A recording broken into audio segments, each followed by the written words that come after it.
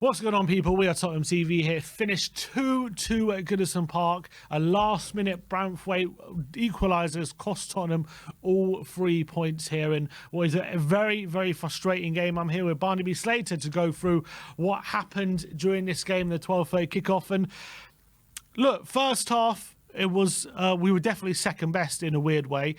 We took an early lead after 3 minutes. Richarlison putting Spurs 1-0 with a brilliant volley after good work from Destiny Udogie. Everton, though, found a weakness in our defence, found a vulnerability, which was clearly corner kicks, putting corner after corner on Vicario's, right under Vicario's crossbar. He was struggling to deal with them, and they got some joy out of it, made it 1-1. But luckily for Tottenham, against run of play, did make it 2-1 going into half-time. But yeah, we were definitely second best in that first half. Lucky to go in 2-1 up. Brilliant goal from Richarlison to get us into the lead there. But second half, it did change. We were the better side. We were in control of it, but we ended up giving up the advantage right at the end with some poor substitutions and poor game management. Look, you know, I think before the game, realistically, maybe I'd say you'd take a draw at Goodison. It'd be a big day for them. Huge atmosphere. Everton were hungry for it today. But you get into those last 5-10 minutes of Premier League games, into the added time that now goes on in these games, and you really see who are the men from the boys. And the reality is, Wolves away, Everton away, the naivety sometimes of the free kicks we give away in these scenarios, allowing a team like Everton, who we've seen throughout the course of the season and the game, their only real threat is from set pieces. Don't give away set pieces, and we continue to do it. It's naive, and it shows to me what Ange has been saying the whole time. We're not ready. The project isn't quite where it needs to be. You learn from these situations. You move on and you learn. It would have been an unbelievable 3 points to get, considering we've got home games, three, I think, home games in a row after this, against teams all below us. And we nearly snuck it out, but you'd have to say over the course of the game, Everton deserved something from that game. Mm-hmm. Absolutely, they deserved something from that game. And if we'd held on, it would have been, again, 2 games against Everton this season where we'd probably been lucky to get both the 3 points in both games. So sometimes you've got to hold your hands up.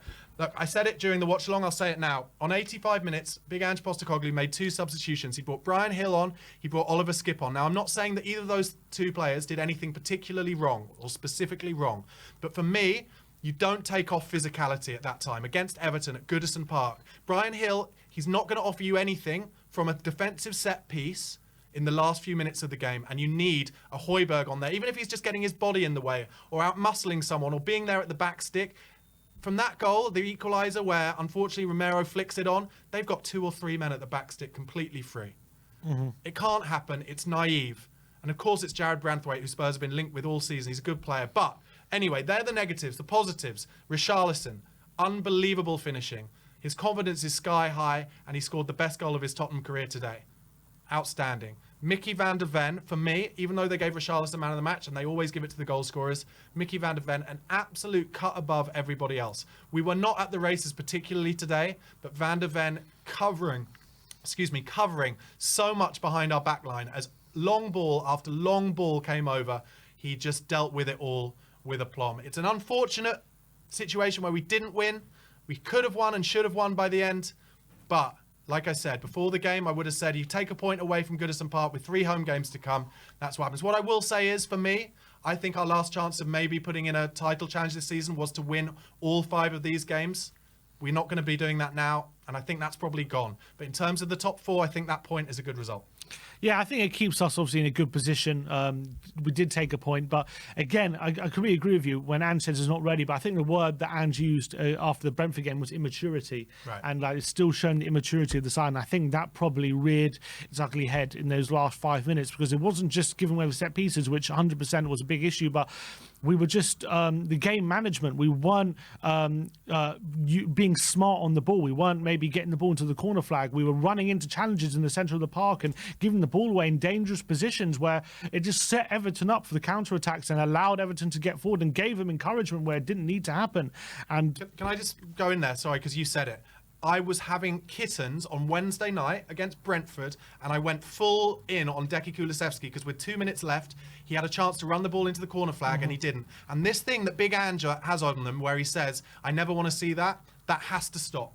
In games like this, that has to stop. You have to realise, like Manchester City under Pep Guardiola, the most forward-thinking, attacking, progressive coach potentially in the history of football, they give it to Erling Haaland and he runs it in the corner and he hits it off defenders and laughs in their faces. And he's done it for 4 or 5 minutes at a time sometimes. And look, we've lost 2 points because of that. And we lost potentially 3 points against Wolves because of that.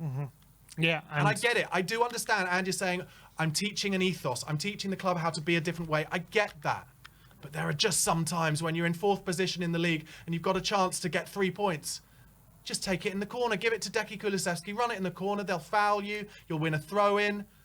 It's frustrating. Sorry, carry on, Tim. Yeah, it's mightily frustrating considering, you know, we could have gone level points of Arsenal, maybe create a little bit of a gap with Aston Villa, who are playing later today as well, with those 3 points. And the fact we gave it up, and the fact that it was so unnecessarily given up as well. We just all our own making, all our own mistakes. The way we ended that game was nothing to do with...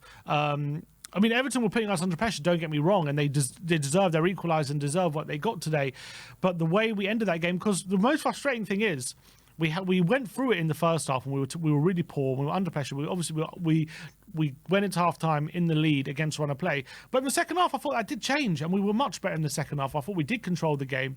And if anyone was looking to get that third goal, the next goal in the game, it did look like it was going to be Tottenham. We were the ones forcing Pickford to saves. Everton seemed to run out of steam a bit. And it's like, from a position of control, of strength, then we gave them encouragement. Then all of a sudden we started doing stupid things, and maybe it was the substitutions that took control out of the game, or I'm not sure what it was, but it's just frustrating that you go from a position of strength. It's one thing if we were playing like we were in the first half, just constantly under pressure, and finally that pressure tells. But it wasn't like that. In the second half, we were keeping them at bay, keeping them at arm's length. We were in control of the game, and we just ceded control for stupid mistakes and stupid decision-making, and that's the most frustrating thing in this game. And to concede that goal late on as well, another goal from a set piece. We conceded 2 goals from set pieces today. It's something that needs to be sorted. I'm sure Ange will definitely be looking into trying to sort that situation, but very, very frustrating. The defending, as you say, for the goal right at the end was absolutely terrible. Could have been a number of players could have put that in.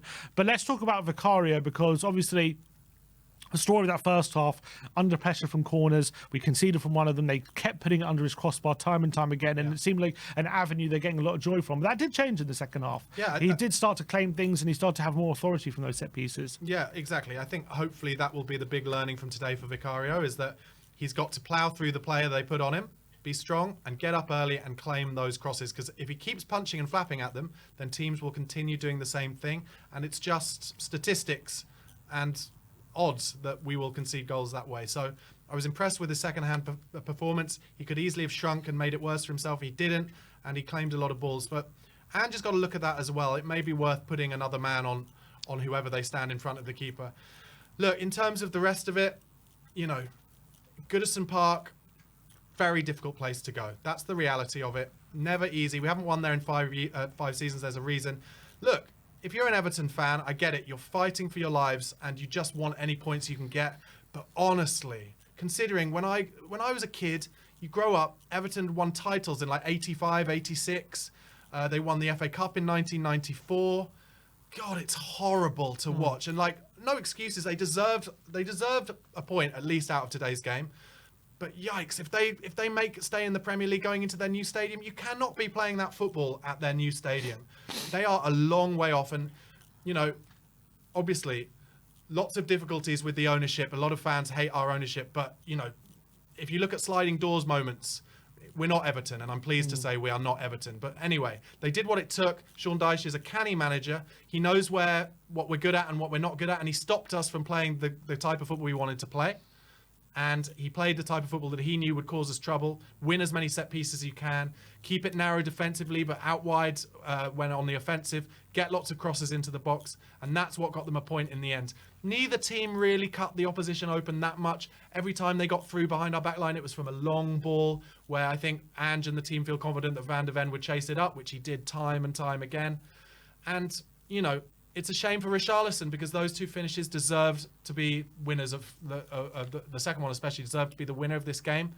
But the big positive coming out this game is obviously we're not losing, but also Richarlison, I think now putting the doubters to bed. He's actually a class player. And he was class at Watford, and the Everton fans loved him. They loved him.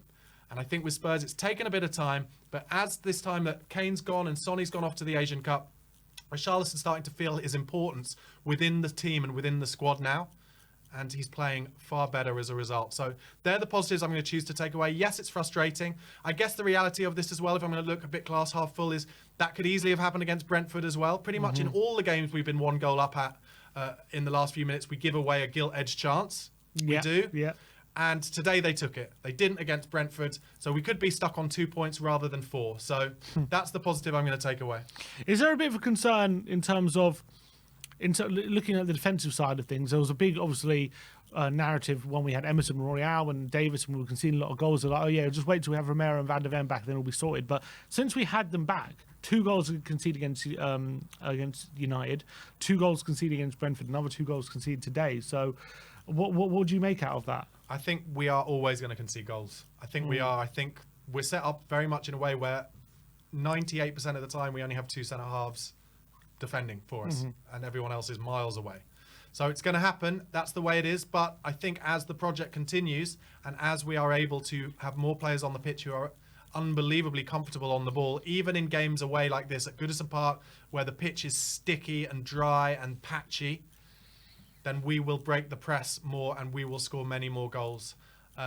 So, you know, look, we'll concede goals. I mean, I guess the surprising thing, if you look back on it, is in the first 10 games, we didn't concede that many goals. But maybe that was the case of opposition teams trying to get used to Ange's tactics and not quite knowing how to deal with it yet. Look, like I said, nobody cut us open today. We didn't get cut open at all. They scored 2 goals from set pieces, and that's where we've got to be better. You mentioned the word immaturity. I would say naivety. Games like that, the one thing you cannot do is give the crowd a sniff. Giving away free kicks in our own half, that's all the Everton fans want. They know that's where their best chance of scoring is. So, you know, somewhat our own fault, but we take a point. We go on 3 home games now, winnable home games. We win them all, and we'll be thereabouts in terms of that 2nd, 3rd, 4th place. Yeah, and it'll really help consolidate our position in the top 4, which is, let's be honest, I know people have dreams about, because we were, you know, first 10 games we were top of the league, and we're not too far from first place, but obviously, beginning of the season, you told anyone we were going to be in the top 4, they would have bitten your hand off, and they would have said no chance. They would have said that'll be an unbelievable season. So the fact that we're in this position and we're sitting here being disappointed with a draw away at Goodison Park in Everton, with a point which actually takes us, you know, further into 4th place, just goes to show what a great job Ange is doing.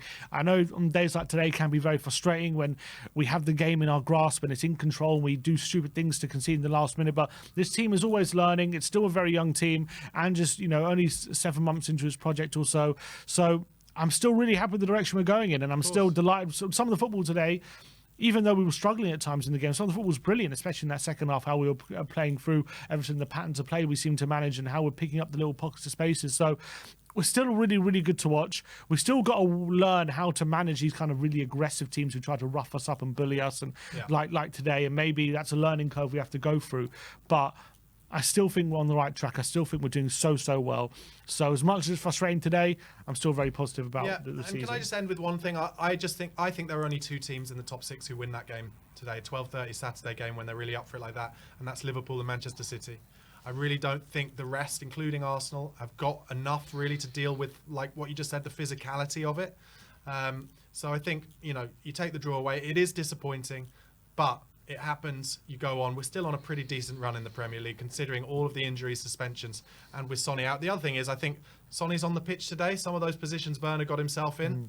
Maybe that changes something as well. So, look, Sonny, go and win that Asia Cup, but also come home soon. We need you back. All right, guys, that is your instant match reaction.